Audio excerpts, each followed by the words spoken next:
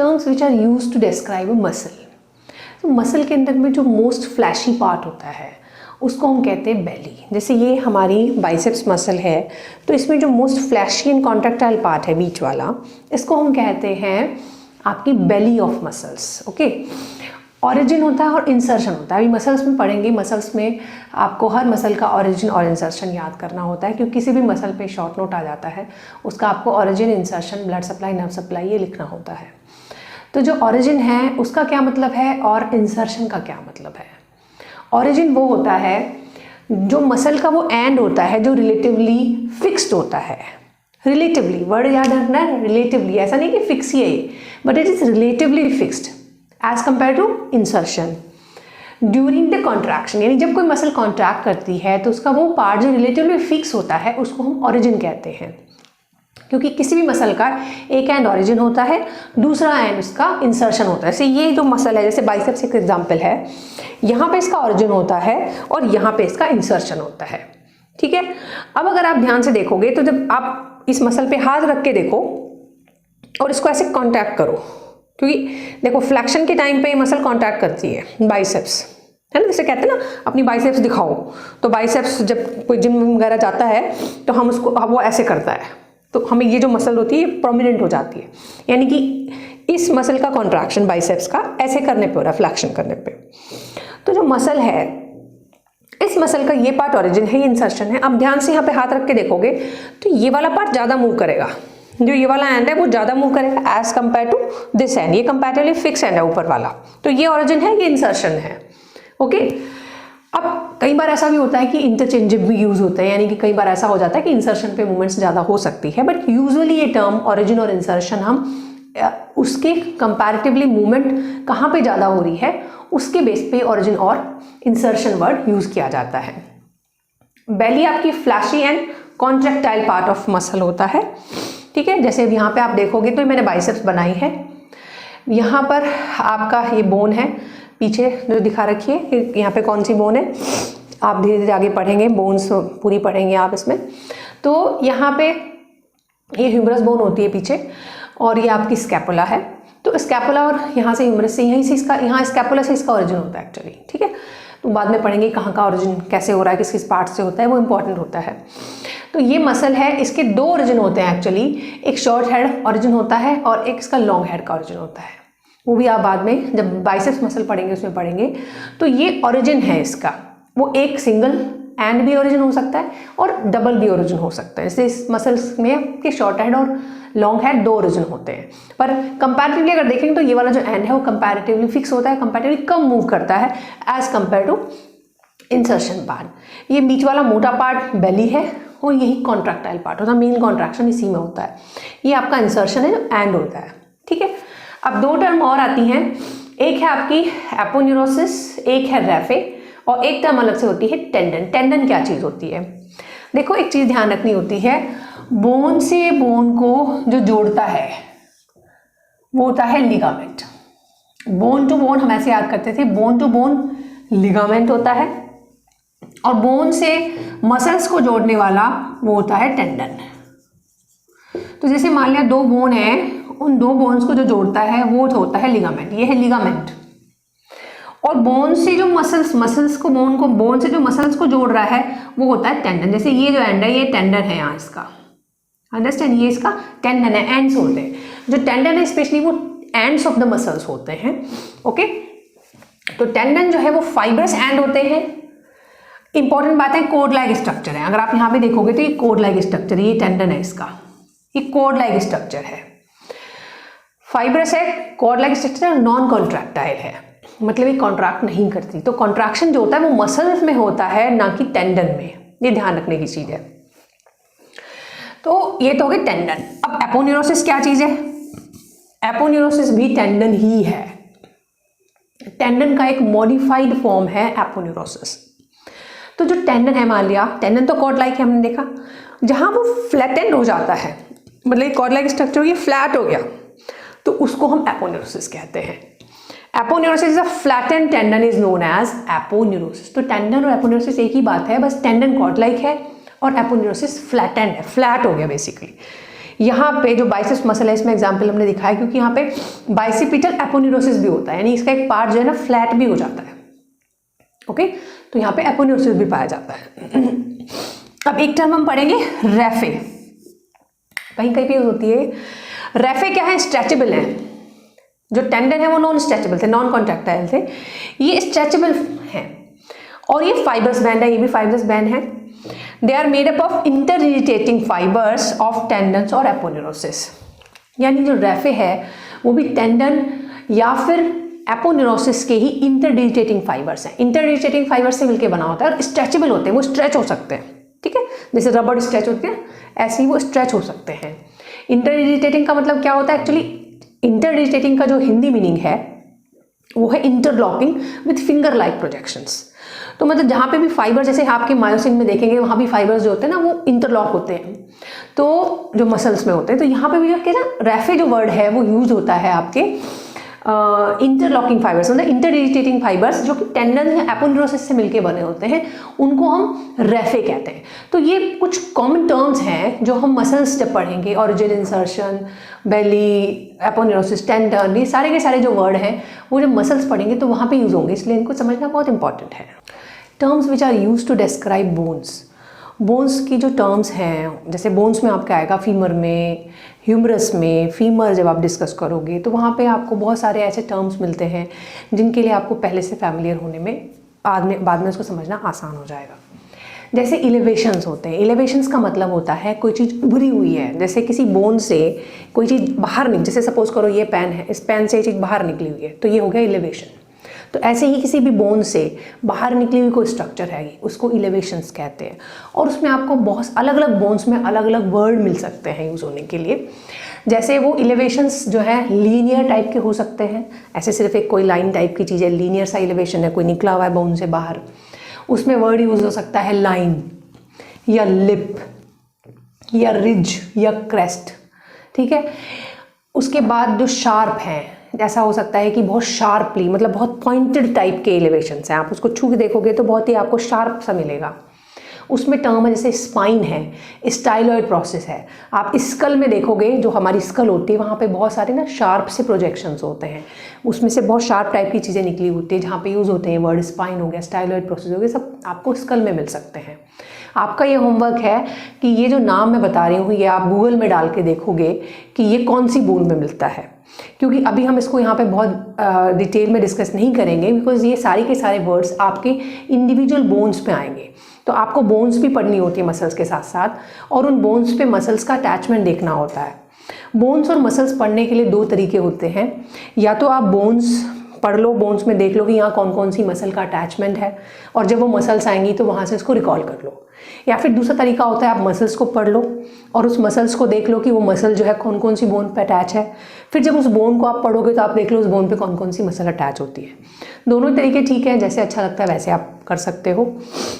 तो अभी मैं इनको ये डिस्कस नहीं करूँगी कि कौन सी बोन में मिलता है, बस जस्ट एक ओवरव्यू है कि ऐसे वर्ड आपको मिल सकते हैं, तो आप फैमिलियर रहेंगे उन वर्ड्स से। फिर है राउंडेड। अब ऐसे आपको शार्प मिल सकता है या फिर आपको राउंडेड भी मिल सकता है। जब आपको छूओगे तो आपको लगेगा मेन बोन से बाहर निकली हुई कोई चीज़ है बट वो राउंडेड टाइप की है। जैसे उसके लिए ट्यूबरकल वर्ड यूज होता है, tubercle, tuberosity, tubercle, tuberosity, trochanter, ये तीनों नाम टी से बने हुए हैं, ट्यूबरकल, ट्रोकैंटर और ट्यूबरोसिटी। मैलियोलस, मैलियोलस भी एक जो है राउंडेड स्ट्रक्चर हो जाती है। इपिकॉन्डाइल, इपिकॉन्डाइल भी एक राउंडेड एलिवेशन है। तो सारे नाम इस तरह की, कुछ नाम है स्पेसिफिक, इसके अलावा भी और नाम हो सकते हैं जो आपको बोन्स में पढ़ने को मिलेंगे। तो ये सारे एलिवेशंस हैं। ऐसे ही बोन में डिप्रेशंस भी हो सकते हैं, यानी कि एक चीज़ तो उभरी हुई कोई निकली हुई है, डिप्रेशन है कोई चीज़ दबी हुई मिल सकती है। जैसे फोसा, फोविया, ये वर्ड जो है वो कोई भी बोन में डिप्रेशन है, मतलब धसी हुई दो बोन है वहाँ से, जैसे आप बोन को छूओगे तो अंदर धसा हुआ पोर्शन हो सकता है। Fovea, fovea, fossa, groove, sulcus, groove और सल्कस में भी क्या होता है, इस तरह से ग्रूव मिलती है, जैसे ये बोन है ऐसे ग्रूव मिल सकती है उसमें, ठीक है। ग्रूव, सल्कस या नॉच या पिट, पिट तो आप जानते हो, पिट का मतलब होता है गड्ढा, तो पिट, नोच, ये सारी चीज़ जो वर्ड्स हैं वो किसी बोन के डिप्रेशंस में मिल सकते हैं। तो यानी बोन में या तो जो है आपके एलिवेशंस हो सकते हैं या बोन में डिप्रेशंस हो सकते हैं, और डिफरेंट बोन के लिए डिफरेंट वर्ड यूज़ हो रखा है, तो आपको ये उस बोन में ही याद रखना होता है। फिर आ सकती है ओपनिंग्स, जैसे किसी बोन में ओपनिंग हो, जैसे हमारे जो स्कल होती है वहाँ पे बहुत सारी ओपनिंग देखने को मिलती है आपको। तो आई के लिए अलग ओपनिंग होती है, ये जो हमारी आपकी स्पाइनल कॉर्ड जा रही है वहाँ से उसके लिए अलग से ओपनिंग मिलती होती है। तो ऐसे बहुत सारी ओपनिंग्स किसी भी डिफरेंट में मिल सकती है, डिफरेंट बोन में। तो उसके लिए जो वर्ड है, जैसे फोरामेन, आपने नाम भी सुना होगा, फोरामेन मैग्नम। ओके, तो फोरामेन मैग्नम यहाँ होता है स्कल के नीचे। फिर कैनाल हो सकती है, उसके लिए वर्ड यूज़ है ना, कैनाल से सीधा पता चल रहा है कि कोई ओपनिंग है, कैनाल।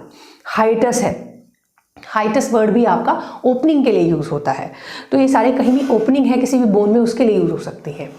फिर कैविटीज़ हो सकती है, बोन में कैविटी टाइप की भी बनी हो सकती हैं, जैसे उसके लिए वर्ड होता है साइनस, एंट्रम, इस तरह के वर्ड आपके ये यूज़ होते हैं। ये इलेवेशंस तो आपको बहुत सारे मिलेंगे, जो आपके ह्यूमरस, फीमर, इन सब में आपको काफ़ी सारे इलेवेशंस देखने को मिलेंगे। तो ये कुछ स्पेसिफिकली ये कॉमन से टर्म्स हैं जिनको आप अभी जस्ट एक मेमोराइज कर लें या फिर समझ लेंगे, इनसे आपको फैमिलियरिटी मिलेगी। और इन पर आप गूगल में सर्च करो तो आपको यहाँ पे याद भी हो सकता है कि कौन सी बोन में कौन सा इनमें से स्ट्रक्चर मिलता है। जब आप एनाटॉमी के डिसेक्शन हॉल में जाके वहाँ पे होते हैं प्रिजर्व डेड बॉडीज़ होती हैं, जिनको हम कैडावर्स बोलते हैं। तो आपको एनाटॉमी सीखने के लिए उसमें प्रैक्टिकल का पार्ट होता है, जहाँ आप डिसेक्शन हॉल में जाते हो और वहाँ पे आपको उसको डिसेक्ट करके डिफरेंट एनाटॉमी आपको सीखनी होती है। जैसे अपर लिम, पहले आपको सबसे पहले अपर लिम करना होता है, तो अपर लिम में आपको कट लगाते हो तो बाहर सबसे बाहर स्किन मिलती है आपको।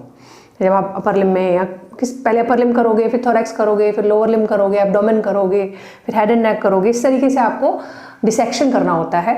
तो जब भी आप ये पार्ट का डिसेक्शन करते हो तो सबसे पहले आपको स्किन मिलती है। आप स्किन को हटाते हो, स्किन के नीचे आपको मिलता है सुपरफिशियल फेशिया बोलते हैं उसको। जब उसको हटाते हो तो उसके नीचे मिलता है आपको डीप फेशिया। तो सुपरफिशियल का मतलब है, मैंने आपको बताया था कि नियर द स्किन या near the surface of the body. तो सुपरफिशियल फेशिया मिलता है, उसको हटाते हो तो फिर डीप फेशिया मिलता है। फिर आपको मसल्स मिलती हैं और मसल्स के बीच में से जाती हुई आपको आर्टरीज और नर्व्स दिखती हैं। ठीक है, आर्टरीज, नर्व्स, वेन्स, वो सारे के सारे आपको आइडेंटिफाई करने होते हैं। तो जब वो जो टर्म्स हैं सुपरफिशियल फेशिया, डीप फेशिया, क्या है, आपको पोजीशन तो समझ आ गई कि स्किन के जस्ट नीचे सुपरफिशियल फेशिया है, फिर उसके नीचे डीप फेशिया है, फिर आपकी मसल्स, आर्टरी, नर्व्स, वो सब आती हैं। ठीक है, तो सुपरफिशियल फेशिया एक्चुअली क्या है, इसको हम ऐसे डिस्क्राइब करते हैं that it is a mixture of loose areolar and adipose tissue. ये loose areolar and adipose tissue है lying deep to the dermis of skin. Okay, तो क्योंकि ये एडिपोज टिश्यू का बना हुआ है और एरियोलर टिश्यू का बना हुआ है। एडिपोज टिश्यू आप जानते हो, फैटी जो टिश्यू होता है उसको एडिपोज टिश्यू कहते हैं। तो आप जब स्किन हटाओगे उसके नीचे आपको फैट टाइप का स्ट्रक्चर मिलेगा और वो येलो दिखेगा आपको, येलो टाइप के फैटी से मिलेंगे आपको स्ट्रक्चर्स एडिपोज टिश्यू के बने हुए। सॉरी, और एरियोलर टिश्यू का मिलेगा। एरियोलर टिश्यू बेसिकली क्या है कि इसमें ये लूज होता है और इसमें मैश का नेटवर्क होता है। ये भी कनेक्टिव टिश्यू है जो कि कोलेजन का बना हुआ होता है। ओके, और फैट सेल्स का बना हुआ होता है। तो बेसिकली ये जो है ना कनेक्टिव टिश्यू है, जो सुपरफिशियल फेशिया है वो कनेक्टिव टिश्यू है जो कि एरियोलर एंड एडिपोज टिश्यू का बना हुआ है। जब सुपरफिशियल फेशिया को हटाओगे तो उसके नीचे आपको डीप फेशिया मिलेगा। Deep fascia actually membranes type की स्ट्रक्चर है। इसको हम कैसे डिस्क्राइब करते हैं that deep fascia is a dense inelastic membrane structure. Sorry, ये आपकी इनइलास्टिक स्ट्रक्चर है, मतलब स्ट्रेच नहीं होती, इलास्टिक की तरह नहीं है, ये आपको इनइलास्टिक स्ट्रक्चर है और मेम्ब्रेन टाइप की स्ट्रक्चर। आप जब वहां से नीचे जाओगे ना डिसेक्शन करते हुए तो आपको मेम्ब्रेन टाइप की स्ट्रक्चर मिलेगी। That is deep to superficial fascia, जो मैंने आपको बता दिया, स्किन, फिर सुपरफिशियल फेशिया, फिर डीप फेशिया, फिर मसल्स मिलेगी। ठीक है, they send septa between the muscle groups. आप जब वहाँ पे मसल्स देखेंगे ना तो मसल्स में ना एक्चुअली ये सेप्टास भेजते हैं, मसल्स को कवर करने के लिए कुछ सेप्टा आप ये भेजते होते हैं। तो ये आपका superficial fascia and then deep fascia हो गया। अब एक टर्म आपको मिलेगा फाइब्रस शीथ एंड रेटिनाकुलम। ये क्या होते हैं? ये बेसिकली दोनों ही जो हैं वो डी फेशिया के ही एक मॉडिफाइड फॉर्म है, चाहे वो फाइब्रस शीथ हो या फिर रेटिनाकुलम हो। जो फाइब्रस शीथ है वो जो है that form the sheath around the tendons. अभी मैंने बताया कि मसल्स के जो एंड होते हैं वो टेंडन कहलाते हैं। तो जो डी फेशिया है वो उन टेंडन्स की चारों तरफ शीथ बनाता होता है, जिसको हम फाइब्रस शीथ कहते हैं। तो fibrous sheath is derive from deep fascia. They form sheath around the tendons of muscles. Obviously पहले स्किन आपने काटी, फिर सुपरफिशियल फेशिया, फिर डी फेशिया, फिर मैंने बताया मसल्स हैं, तो मसल्स के पास में कौन सा है फेशिया है? सुपरफिशियल या डी फेशिया है। तो डी फेशिया मैंने बताया मेम्ब्रेनस टाइप की स्ट्रक्चर है, और ये क्या करती है, इनके जो टेंडन्स होते हैं मसल्स के वहां पे शीथ बना लेती है, जिसको हम बोलते हैं फाइब्रस शीथ। रेटिनाकुलम क्या है? रेटिनाकुलम एक्चुअली डी फेशिया की थिकनिंग है, जो हर जगह नहीं मिलती, कहीं कहीं पे मिलती है। तो ये डी फेशिया का ही एक मॉडिफाइड फॉर्म है जिसमें वो थिक हो जाता है। तो रेटिनाकुलम क्या है? डी फेशिया का एक थिकन टाइप का मॉडिफाइड फॉर्म है। It retains the underlying tendon in the position. Fibrous sheath तो क्या है? टेंडन के चारों तरफ एक बनाई हुई शीथ है डी फेशिया की, लेकिन ये क्या है? ये एक थिकनिंग है डी फेशिया की, जो कि इसके नीचे जो टेंडन्स जा रहे होते हैं, अगर मल्टीपल टेंडन्स जा रहे होते हैं वहां पर इसकी जरूरत पड़ती है, तो उनको अपनी जगह पे रखता है, पोजीशन पे। जैसे यहाँ पर रिस्ट में आप पढ़ोगे एक्सटेंसर रेटिनाकुलम, उसमें एक क्वेश्चन भी आता है कि एक्सटेंसर रेटिनाकुलम से अंडरलाइन क्या क्या स्ट्रक्चर पास होती हैं। तो क्योंकि यहाँ जो है ना बहुत सारे यहाँ पर टेंडन्स हो जाते हैं और बहुत सारी स्ट्रक्चर्स हो जाती हैं, तो उनको अपनी पोजीशन पे रखने के लिए यहाँ पर जो है एक्सटेंसर रेटिनाकुलम होता है रिस्ट में। तो ये आपके कुछ स्ट्रक्चर्स हैं जो जब आप डिसेक्शन करोगे तब आपको वहाँ पर सुनने को मिलेंगे, आपको बुक में पढ़ने को मिलेंगे।